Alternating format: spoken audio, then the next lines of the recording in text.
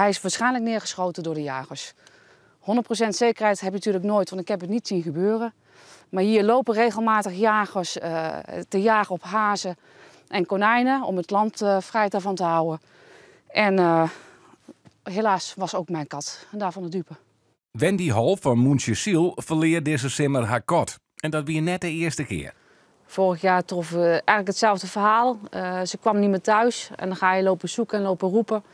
Uiteindelijk ga je toch maar de slootkanten af en toen heb ik ze helaas in de slootkant gevonden. En die was ook doodgeschoten. Naast haar eigen jochen katten vangt Wendy haast 200 verwilderde katten op, omdat ze oors geen plak had. Ze weet dus goed het verschil tussen een wilde en een huiskat. Het is überhaupt al voor de echte kattenkennis is het al lastig om te zien of het een verwilderde kat is van een afstand. Dan moet je ze echt al een langere tijd observeren. Maar dat wil nog niet zeggen dat een verwilderde kat geen huiskat is. Sommige katten zijn in de natuur heel erg bang en schichtig. En kunnen binnenshuis ontzettend lief en aanhankelijk zijn.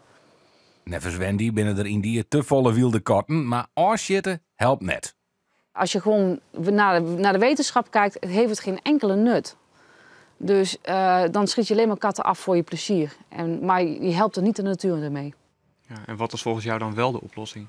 Castreren en steriliseren. En waar mogelijk de katten terugzetten. En waar het niet meer mogelijk is, omdat ze of te veel schade aanrichten aan de natuur of te veel overlast veroorzaken, proberen te herplaatsen naar andere gebieden.